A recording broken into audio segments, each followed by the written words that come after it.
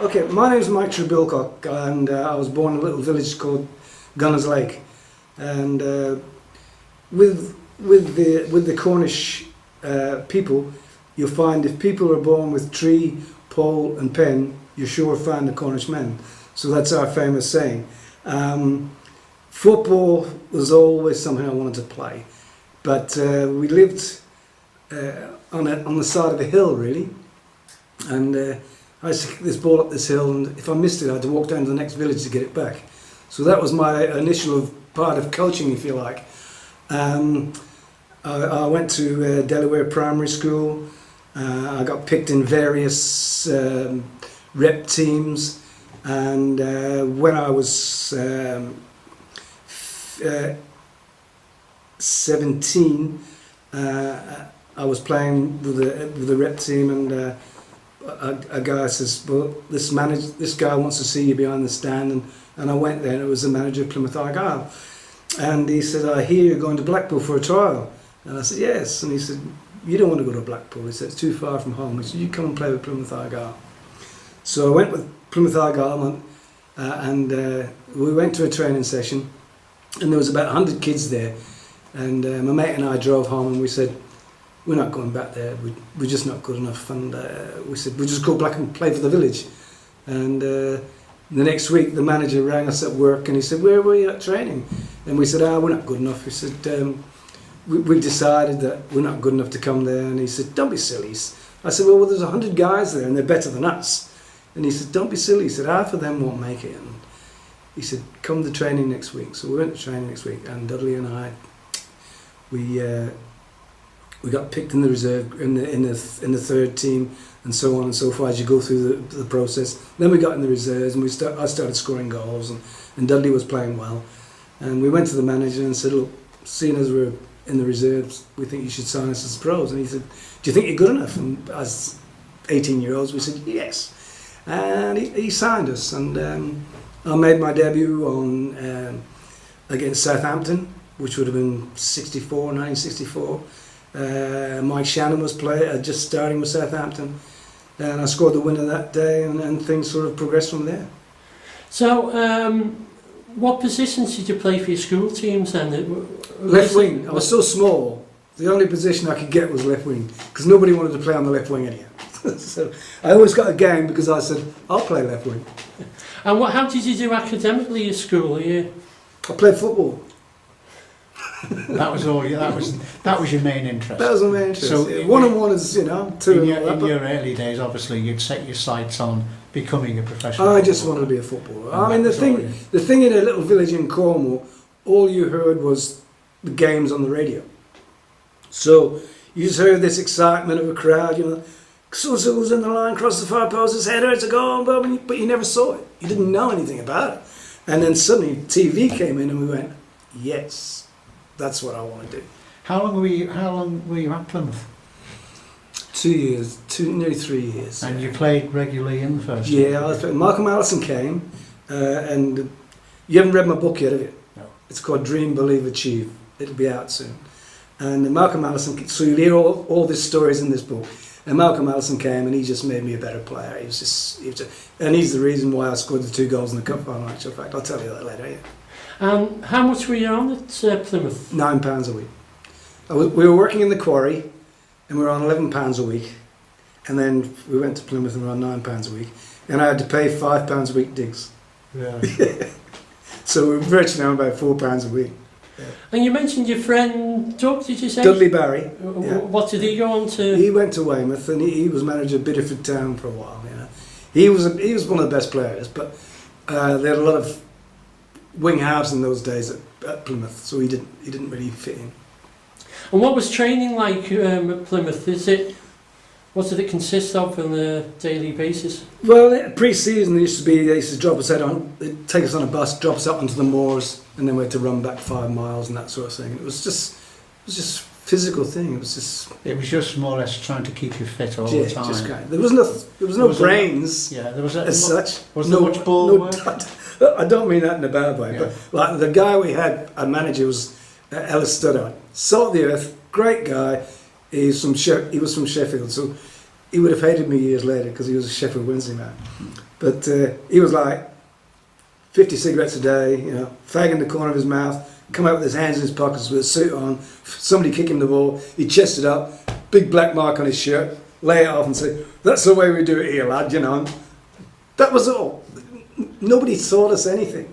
You know? But we did a while ago an interview with Ray Wilson, Yep. and Ray was saying to us that when he played, that it was very unusual to see the ball from one week, one game to the next, because there wasn't a lot of ball work in training. In those days, they had that theory that you were going to be hungry for the ball at the weekends. But I mean, today that's proved a load of rubbish, because the more you touch the ball, the better you are. But, you know, we didn't know in those days. You know, we went to school and the manager says, number 9, you're centre forward. What do I do? Well, you score goals. How do I score goals? We didn't know. But we just had to learn, and we learned from listening to the radio and then eventually watching the TV, and that's how we learned. Yeah, and so when did you hear about Everton's interest then? I didn't. I never heard of it. I never heard of it. All that was written was in the paper. It said, the manager said, Mike TREBILCOCK is not for sale at any price. And then the Thursday night, that was on the Wednesday, I think. And then on the Thursday night, I was home at 11 o'clock, and the secretary, Graham Little, knocked on the door.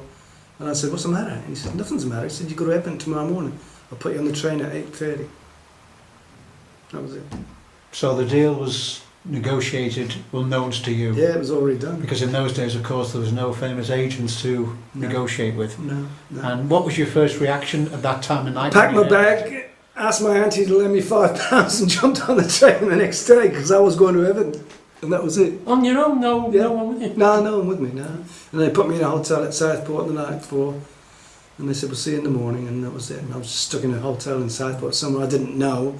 And on my own, that was it. This was 1965? This was New Year's Eve, 1965-66. Because we played Tottenham on New Year's Day, 66. I had a shocker, by the way. What was your sort of real reaction when you got that call at that time of night? You know, I'm going to Everton. I mean, obviously a much bigger side in a higher division. I mean, were you confident in yourself, or were you nervous, or were you? Yeah, a bit of all, I suppose. But I was going to a first division club, so there wasn't a question about it. I just packed my handbag, like I say, borrowed £5 off my auntie and jumped. Next day, the guy was at the station, gave me a couple of magazines to read on the way up here, and all day long I'm asking people, "Is this Everton? Is this Everton?" Because I didn't know where Everton was. And they said, "No, you got to change it, crew." So after that, I knew when you moved anywhere from outside of London, you had to change it, crew. Yeah. So I came to it was about 4 o'clock in the afternoon, pitch black, and the guys, well, they obviously knew I was coming because there was photographers everywhere, and the guys on the railway station, they put me on one of their carts and they dragged me up the station on the cart, you know. And all the guys were filming things, and I'm going, I'll just have a look behind me. I think the Beatles must be on the same train as me. Because I couldn't fathom out why all these photographers were there. Yeah.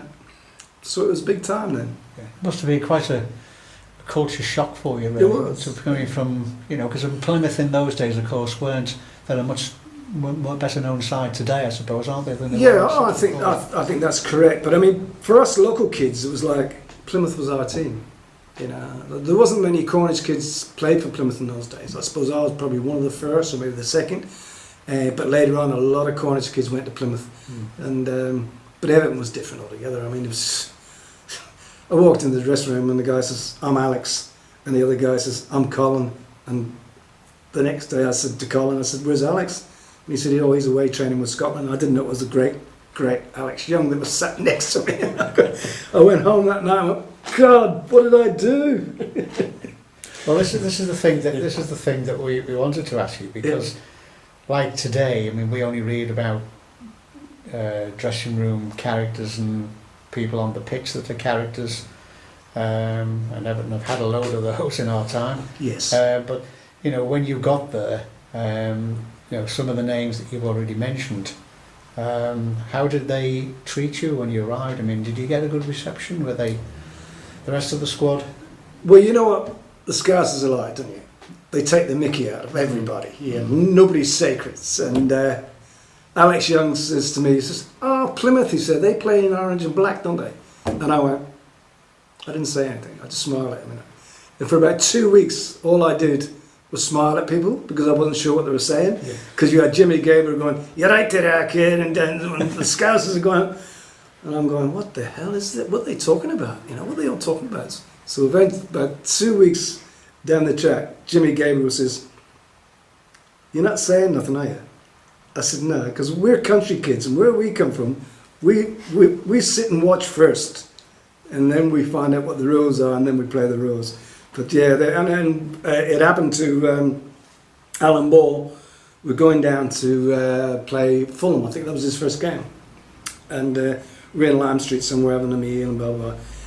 And Jimmy goes, "Oh, Blackpool." He said, "They make Lancashire hot pan." And Bally went, "He said hot pan, it's hot pot, it's hot pot." And Jimmy went, "I'll give you that one for free, Alan." So how much did you sign for? What was your £30 a week. And then you signing on fee in those days? I got £1,000. Yeah, as it'll tell you in the book. It says, when he said £1,000, I grabbed the pen out of his hand, and he probably thought, "Oh, he's that bloody quick on the weekends." What was your first impression to Harry Catterick then? Scary. Yeah, he ruled by fear. You know, there was times I'd park beside him in the car park, and he'd say, how's your folks in Cornwall, Mike?" And I'd say, "Fine." And the next day, he'd get out and walk straight past you and not say nothing. You think, "What have I done?" You know? So yeah, he ruled with fear. How did you rate him as a manager? Not from a personality point of view, but as a manager, he was quite an enigma. Well, you didn't know much about Harry, really. I mean, he was... But we had good players. I mean, they're good players. So every time the team went out, they could play, you know. So what they did was, when they went to play, they went, "Don't forget about the manager. We can play," you know. So there wasn't, you have to go on the overlap, or you have to do this, and you have to do that.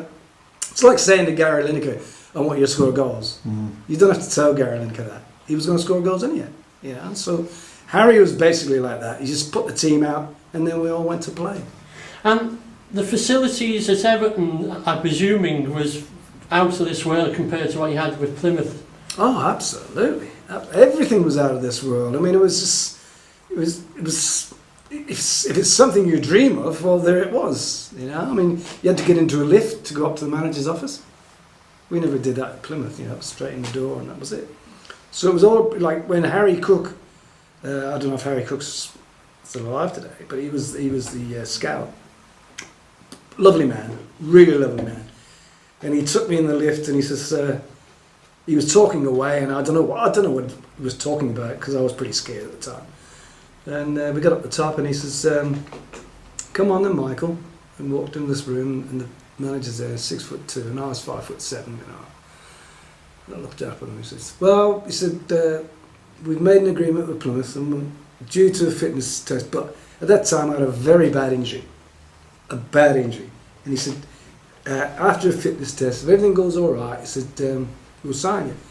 And he said, "I don't have to give you any money," he said, "but I'll give you £1,000 signing on fee." So I just grabbed the pen out of his hand and just signed the thing. Anyhow, I had this injury, which was, I'd torn the ligaments in the top of my left foot, and I was really in pain. And they gave me this test. They ran me up and down the back of the stand at Goodison, and my foot was killing me. And every time I got to the top, I moved away from the top and went, "Oh, God." Anyhow, the guy says, "Oh, come on, back down." Went back down. Norman Burdell, I think his name was, physiotherapist at the time. Anyhow, half a dozen times I went up there, and they brought the top specialist in from Liverpool. And he turned me inside out and upside down. I still had these torn ligaments in my foot, and the pain was, it was really bad. Anyhow, passed me fit. The next day we were training, and I was sprinting with Gordon West. I could out sprint you today, Westy, no problem.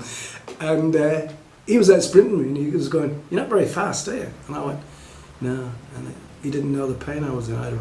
Anyhow, the debut was at Tottenham. The only difference between me and the spectators was they paid to get in and I didn't. I had an absolute shocker. They must have thought, where'd they get this guy from? Anyhow, on the Tuesday night we were playing Tottenham, Aston Villa, sorry. And Tony Haley was playing for Aston Villa at the time. He was £100,000 buy for them and I was £30,000 buy for Everton. Anyhow, I scored what was to be the winner, and then I went down and the trainer came on. He said, "What's the matter?" I said, "I don't know." I said, I've done something to my foot. And we got treatment. They got me back on stage, and then I started scoring goals again, and I was on my way. But I was going to play for Everton Football Club, pain or no pain. Did they use the famous magic sponge on you in that match? Did they? No. It just came out. And then we were going to play West Ham on the Saturday. So great, I was going to play against Bobby Moore, but my foot was so bad. I couldn't run hardly, you know.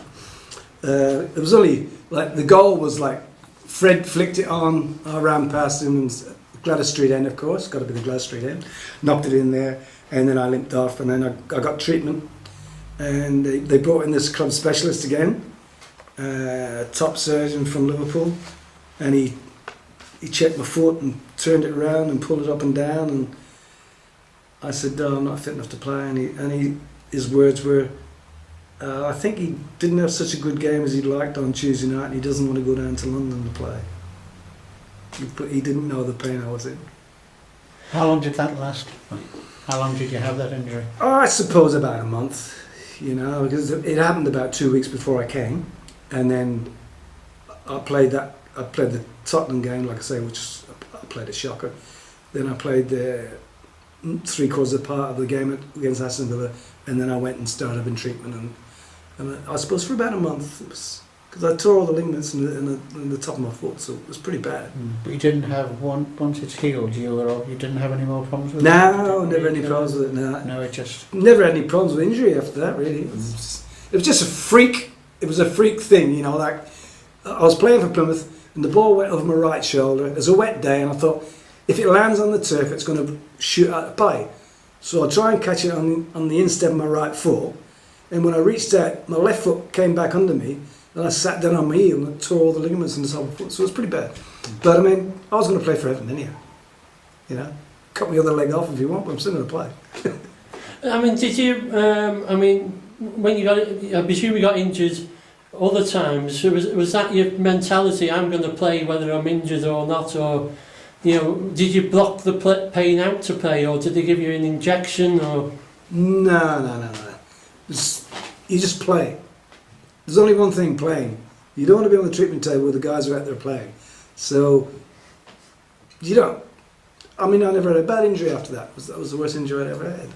And once I got back playing again, bingo, I was away. What were you like as a spectator then, if you weren't in the side? Well, you played for everybody.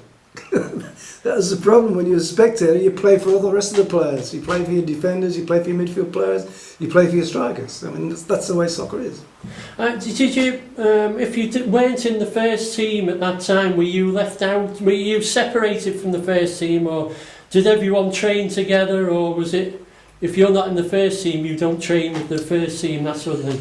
Oh, there was times when you know, because we always had practice games and that sort of thing. So there was times we played and there were times we were left out. I mean, when we played in the semi-final against Man United, and then I thought, well, I'm a cert to play in the final because there's only a couple of matches away.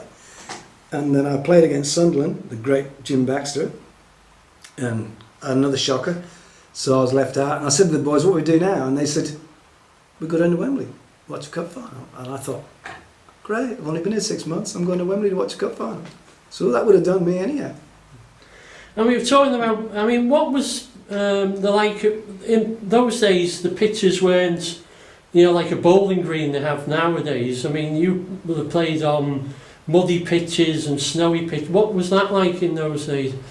Well, it was just what you did. I mean, I can see pictures of Bobby Charlton lifted it out the mud and then going bang from 30 yards. And like today, he would have scored 60 goals. He's a fantastic player. But I can see George Best in the Chelsea game going past it, and David Webb come across trying to chop him down. He rolled the tackle, went round the goalkeeper. You know, if George Best was playing on these pitches today, you wouldn't be able to touch him.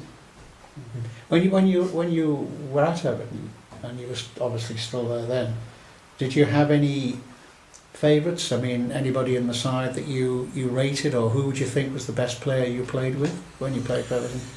While I was at Everton, the best player they ever bought was Alan Ball, without a shadow of a doubt.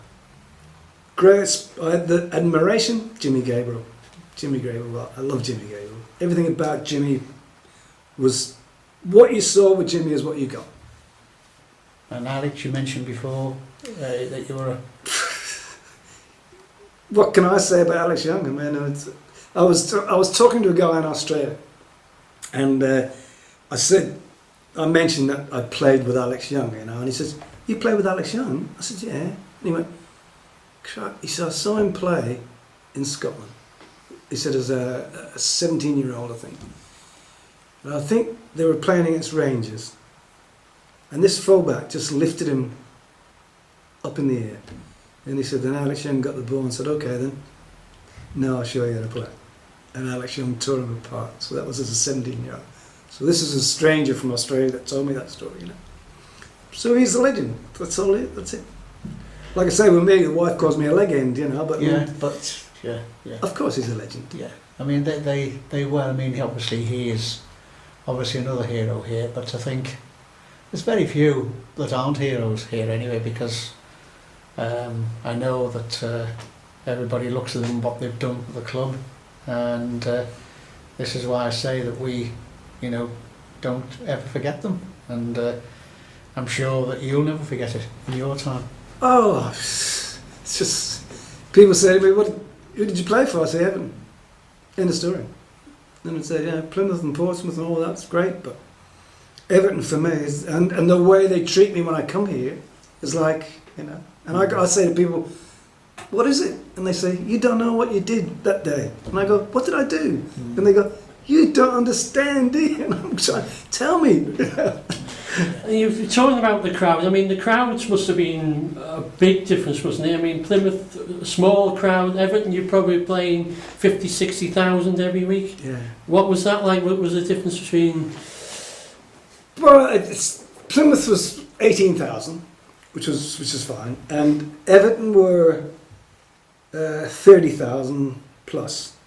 And I remember reading a story where Roy Vernon got the players a bonus, and the bonus was £1 a thousand over 30,000. So they had to get 30,000 in before they got £1. So that was big time in those days. Yeah. That was big money to you in those days. Yeah, it was great. £1 over 1,000. Well, we went to Wembley.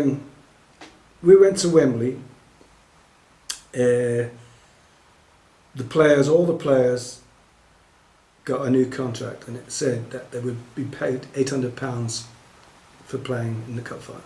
So they got a new contract at that time.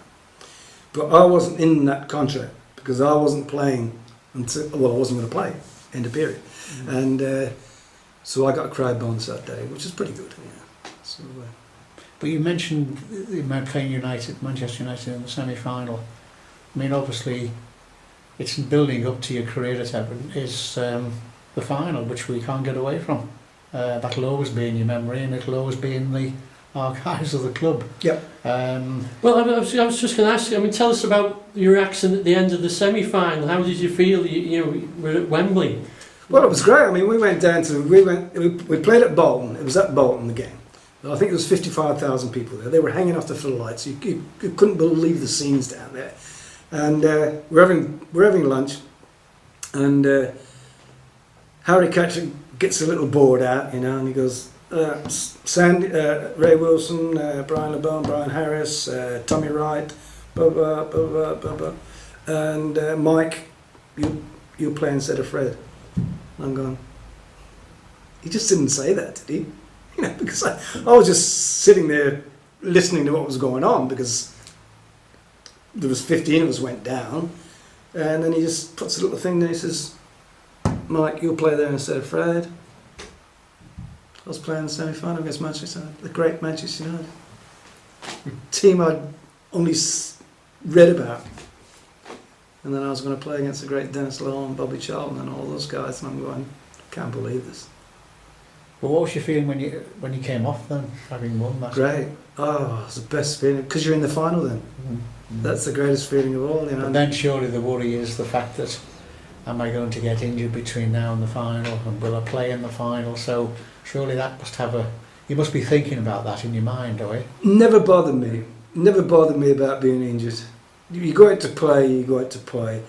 I'll tell you later about an injury I had in the cup final, but like I say, we went to Sunderland, got dropped, and then we started training for the final, and I trained really hard, and I thought, well, maybe help the other guys to pick up a little bit, because I was pretty quick and I was pretty fit.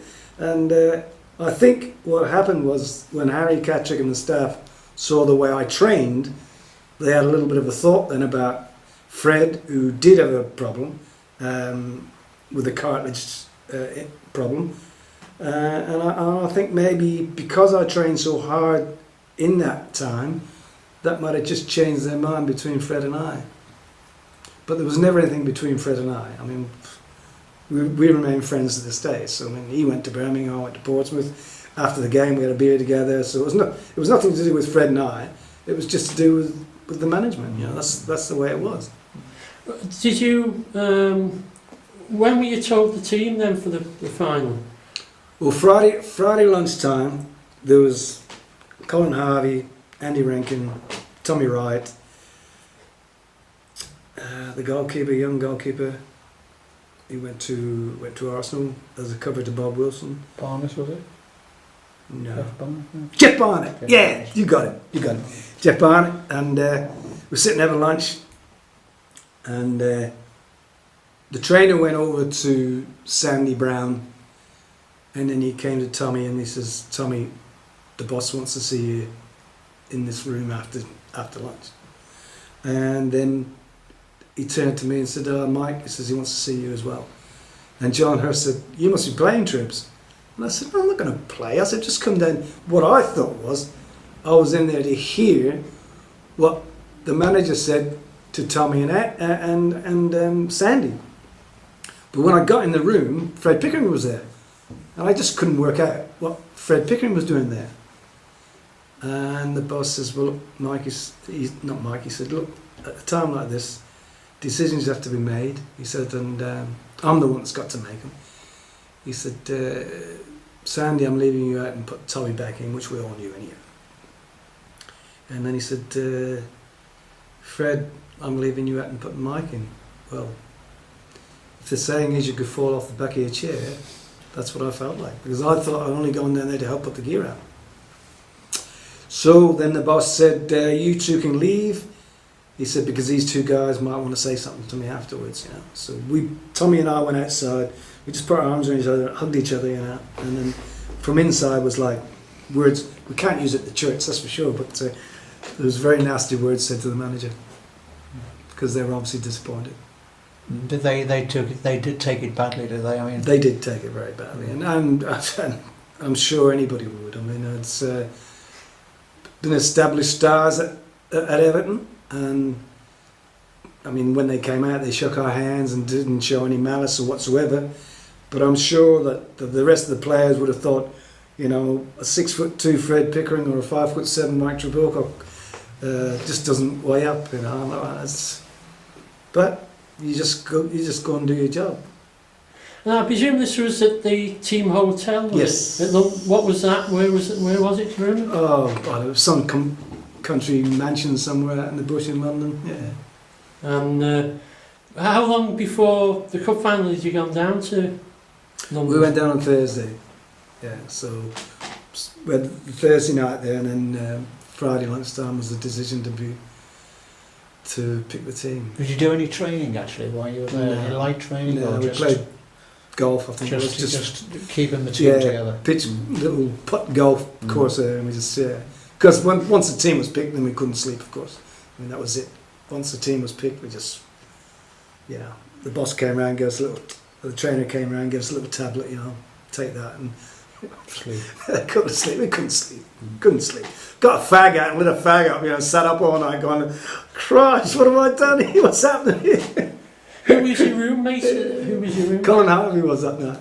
Yeah. And he was up as well. He was. Yeah, Colin couldn't sleep. He was all the same, But I was telling the guys, because we talk about it back in Australia, there's a lot of guys over there.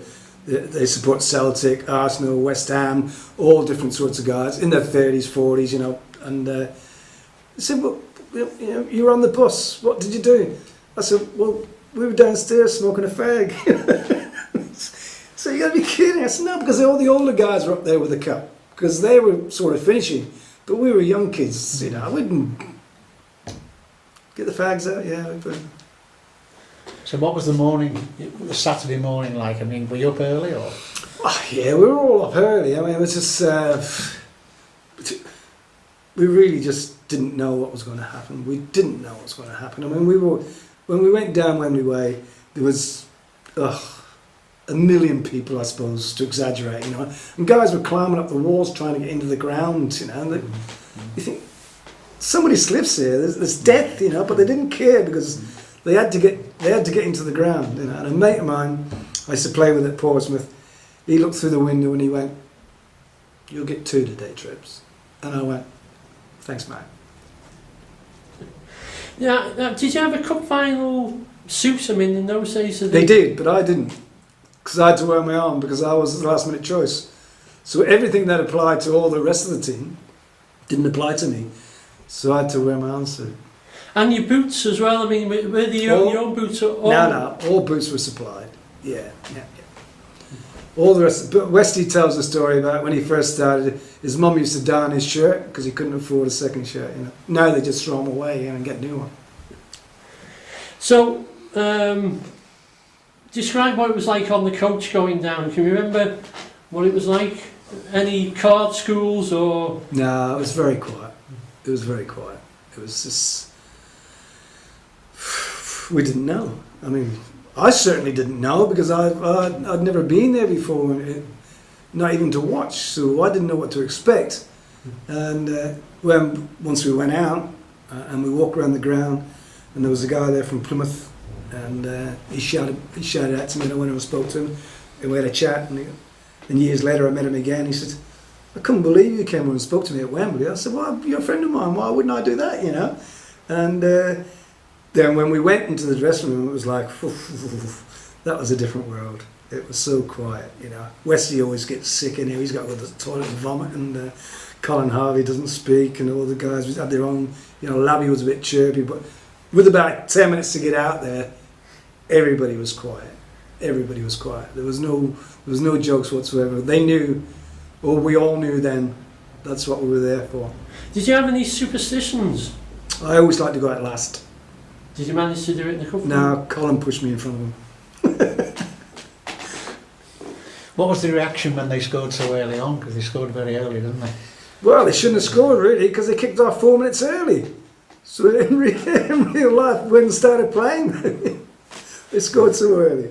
We were just, you know what the crowd was like.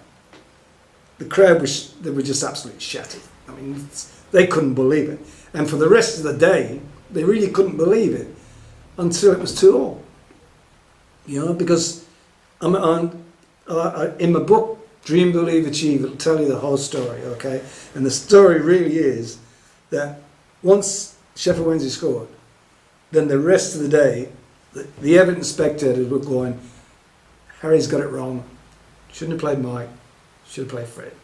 And I'm sure that was going through all spectators' minds until it got to 2-2. And then that all changed. So a lot of Everton people didn't really watch the game until it was 2-2.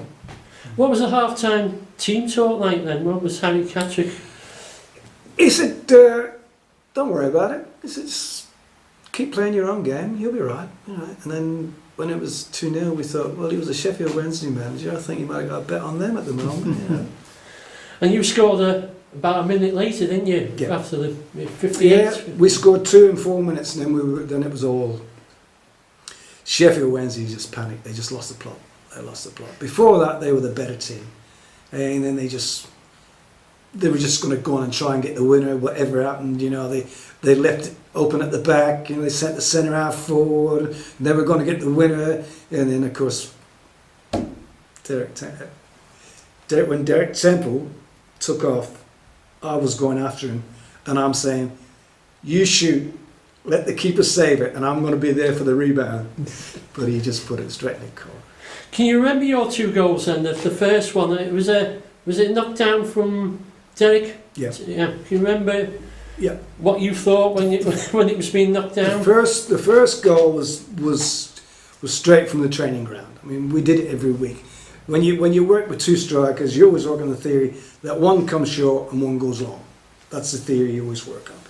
And the player, whichever side the ball's on, that player comes short and the other player goes long. That's the basics. So Brian Harris got the ball on the right, and I was the nearest striker to him. So I came short as quick as I could, and I went, yes! And when I came, the Sheffield Wednesday defender started to come with me, and when Brian knocked it to Derek Temple, the defender turned to his right to see where it was going, and I turned to his left. And when Derek knocked it down, it just bounced once, and I went, I'm going to do a Jimmy Greaves here, and I'm going to just put it in the near post. Because I knew Ron Springett, top class goalkeeper. And the theory is, when it comes in from one way, you knock it back across the other. That's always the theory with strikers. But I'd watched Jimmy Greaves, and I love Jimmy Greaves, best goal scorer ever. And I said, now, near post.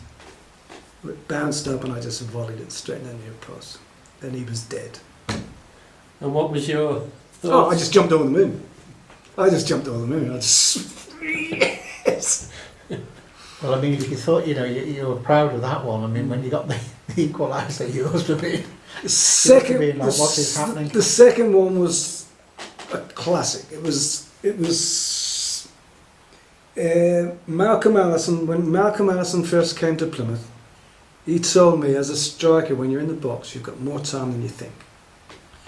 And we got a free kick on the right hand side, and Labby, God rest his soul, went to the far post. And just give me a minute.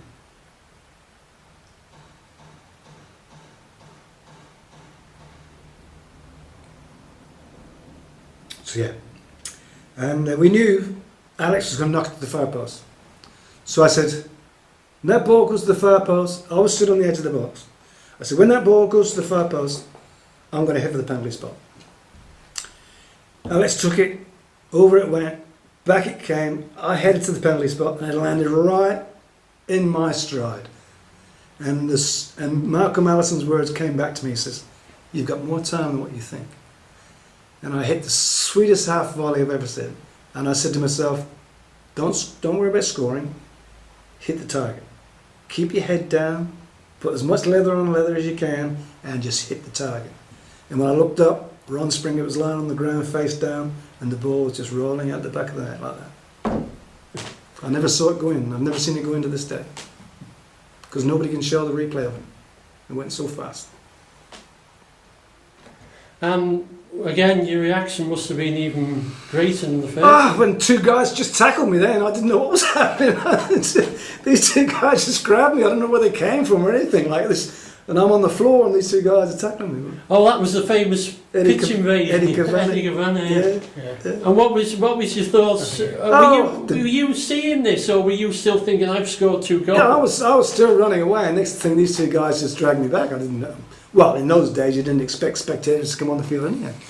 And that was all right. There was excitement. God, who wouldn't have been excited?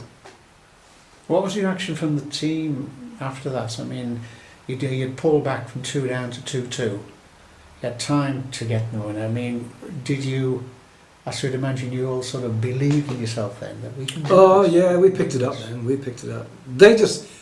Sheffield Wednesday played great. They played great. And they had all the answers, and we had none. And I tell in my book, a lot of guys, and I'm not knocking anybody because I wouldn't do that, but a lot of guys that lived in Liverpool all their lives and played for Everton all their lives, leading up to the game, they had all relatives and friends ringing them, asking for tickets, blah blah blah blah blah. And by the time they got to Wembley, a lot of them could have been a little bit tired, maybe, you know. And you've got to be careful what you say here, because I think there was a little bit of, like I say, you know, he's a 5'7" unknown.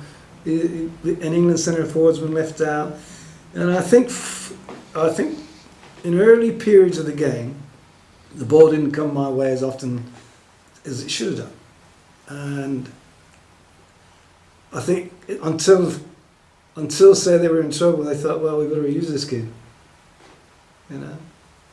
But that's only my view of it, because there were times when, if you look at the DVD, for instance, you buy the DVD, you see that there was times that I could have got the ball when they played it to someone else. So there's always a theory there that maybe they didn't trust me as much as they would have trusted Fred.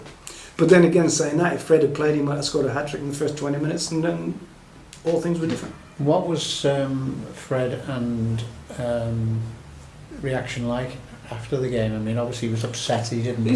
He just walked off the bench, said a fag in his mouth, come over and put his arm around me and said, well done, Trebs. Because we're footballers, we don't know. When you were describing when Derek Temple scored the third goal, is that it? Everton had won, as far as you can say, once we scored that third, that Sheffield Wednesday weren't coming back? No, they were shattered. They were drained. I mean, when it was 2-0, they would have been going, we're going to take the cup home to Sheffield, we're going to shake Princess Margaret's hand, we're going to get the medal, winning medal and all that, and then bang, bang, and all those dreams are gone, you know, so they were shattered then. So, Derek Temple said he didn't realise he'd won the cup until the next day. Was it the same with you? No, not really. I mean, we knew we won the cup, you know, when we went out and partied a little bit, but nobody really partied that much that we all got drunk or anything. It was we were shattered. I mean, we were drained. Don't worry about that. I mean, we tried our guts out for that 90 minutes.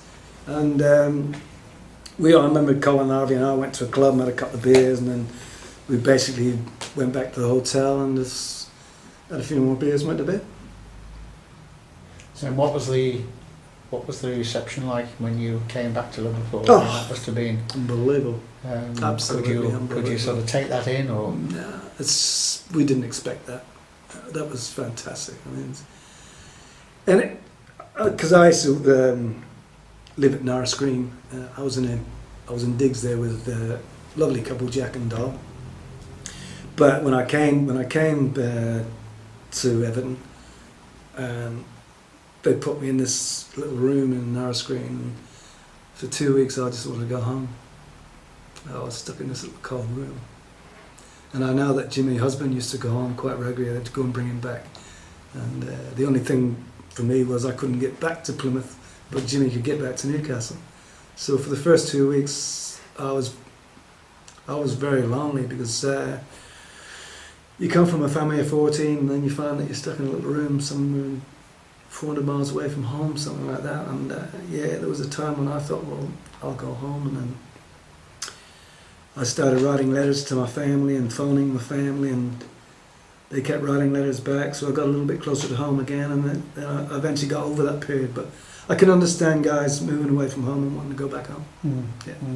So when you won the cup, you thought it was worth sticking. Oh yeah, obviously. Yeah. When we went back in the street we were living in, there was a big sign across the end of the street, "Welcome home, Mighty Mike." You know, that was fantastic. Then I knew we won the cup.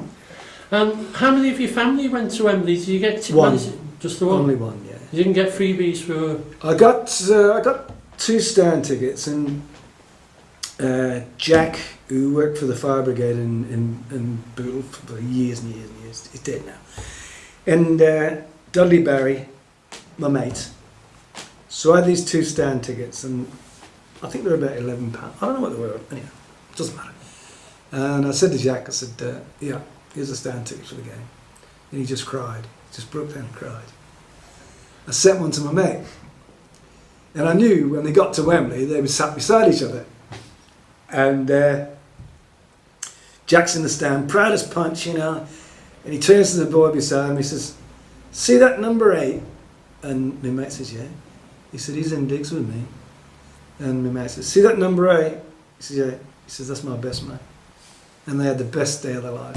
They had the best day, you know. It's good. So, you must have thought that was it. Staying with Everton, you're going to win cups every year, and so the next season, what happened? Did you have to sign another contract? No, I had a 2-year contract with a 2-year option at that time. Yeah, and then I'd just gone on a nice little scoring spree. I was in the reserves. I'd scored 22 goals in about 20 games, and I was really on a high. And I went to the ground one day, and Harry Catcher said, "There's a manager upstairs wants to sign you," and it was a guy from Portsmouth. And I thought, well, if Harry doesn't want me, I might as well go. So I didn't see my contract out. Portsmouth was the top of the second division at the time. I thought maybe we'll come straight back up. You know, when I got there, they got worse. And again, that was another thing you weren't told. That's it. You're going. It's not like nowadays. No, there wasn't. Well, the thing about it was, like, once he'd taken me into the dressing room, there was a new manager there, and the manager said, "You know, this manager wants to sign you." Well, I thought, well, if Harry doesn't, I don't know if it was Harry or the club that didn't want me, but I said, well, I might as well go and play somewhere else if I'm not going to get a game, you know. But then he bought Alan Ball, and he bought a lot of other guys who were far better players than me anyhow, so that wasn't an option. But when he said there's a manager to sign you, I said, oh, okay, well, I'll go. Portsmouth at the top of the second division. I thought, well, they'll come back straight back up maybe, you know. How long were you at Portsmouth? 5-6 years I was at Portsmouth. And then good time at Portsmouth. I went to Torquay, yeah, Weymouth part time, and then a club from Australia flew me out there to play in Sydney. Yeah. How long did you play when you went to Australia? I mean, do you have? Oh, I played from years and years. Player, coach, player, and I was there. I'm still playing now and again. You know, I'd have to kick with the boys. They always want to say, "Come on, have a kick with us, Trebs." You know, we'll have a photograph of you. We played with Mike TREBILCOCK. So never ends. Never ends. Once you're a footballer, it never ends. So I mean, again, you played in the cup final, and then you went to Portsmouth, and so was that, you know, again another culture clash? Was that a step down, or? Yeah, it was. It was a bad mistake by me. It was a bad mistake. But would you have any choice? Would you? I did have a choice. I could have stayed with my contract for another 6 months or whatever, and maybe something else would have happened. But it was a bad. I'm not knocking Portsmouth. I'm not knocking the manager or anything like that. But it was just a bad move for me, because at that time Portsmouth were a real workman-like team, you know, and there goes and the strikers had to chase fullbacks back and blah blah blah. And I said to the guy, I says, we didn't do this at Everton. You know, the strikers stayed up the front, the defenders defended, and knocked it up to us, and we scored the goals. And he said, "You're not at Everton now." Do you think in your own mind, Mike, that you say it was a bad mistake for me, but do you think perhaps you were also thinking the fact that Portsmouth, I'm a bit nearer to home if things go wrong? Did they think that's had any influence on you? That didn't come into my mind then, because I had this brutal wife and 2 kids, so that never came into it. It was just, he didn't want me, you know, and a lot of people tell me years after, which may not be true, that Harry Catcher was a very jealous man, and everybody was talking about Mike TREBILCOCK, and they should have been talking about Harry Catcher. Now, whether that's true or false, I don't know, but a guy told me that. He says he was a very jealous man. And I know we shouldn't speak hell of the dead, but he said he got you out of town as quick as possible. I mean, on the last game I played against Wolves, and I scored against them, and he still got rid of me the next week. Strange game. And you mentioned you're married, and in those days you played a lot of games, and you played over Christmas. I mean, what was like a married life over Christmas? Were you, did it affect you? Did you have to play away, and leave on Christmas Day? Was it all that sort of thing? Well, when we were at Plymouth, we used to play Southampton because the fixture was always fixed. Southampton home and away over Christmas. So you didn't have any Christmas. Did you train on Christmas Day? And Yeah, whatever had to be done, yeah. but you weren't, didn't bother you. You just No, I'm a footballer. I play football. Football's first. You know, like the people say, you know, what your football's first, your wife, your children, blah blah. Football's first. Then your wife comes, then your children comes. That's the way it is. It can't be any other way. If you're a footballer, if you want to be a footballer, you just play football. That's the first thing, you know. When you're a kid, the ball bounces, you're out there, you know. 20 of your mates are out there and you play football. And they can go on. I mean, I love my wife and I love my kids and I love my grandkids. But football is what you were born to play. And football comes first. And talking about the football itself, did you play with the case ball? Yeah. With the laces? Yeah. And what was that like? Well, when the guy was going to take the corner, we said, make sure the laces face the other way when it comes over here. Yeah. I mean, again, I think Derek Temple was saying that when it got, and I think Alex Young, when it got wet, it was heavy as lead. Was that? Yeah. Trying to head it was. It just make your head ache, but you still had to head it. You know, you couldn't. The ball's there, chance for a goal. You got to put it in. You were saying earlier on about the pitches. You know, you said that. And I agree. You know, Alan Ball and Vesty probably was an amazing player, wasn't he? Yeah. He was unstoppable fantastic on these pitches. Yeah. I know a few former players that said the same. They would love to play on the pitches today. I mean, Yeah. would you like to play on these modern pitches? You think they would improve your game? I wouldn't have improved my game. I was just a straight up and down runner. That was my game. Lay it off, turn and go. That was it. Simple. Simplicity. And no, I wouldn't have improved my game, not one little bit. And in those days it was a lot rougher game, wasn't it? I Yep. mean, did you come off bruised and battered, or? We played at Man United one night, and I laid this ball off, and this guy just kicked me in the foot. And the trainer comes on, he says, "If you leave your foot there, they'll kick it." That was all the sympathy I got. It was a man's game in those days. Yeah, it was. Yeah, and, in the cup final, we after about 20 minutes, I'm not going to mention his name because he shouldn't be on my show, but this guy hit me, and I thought he'd kill me. That's how hard he'd hit me. Any other game, I would have gone off. I would have been stretchered off. Any other game, but it was a cup final, and you can't leave your mates out there. There's only 11 of us in those days. There was no substitutes, but that guy hit me the hardest I've ever been hit. And when I went down, I thought, I'm not going to get up here.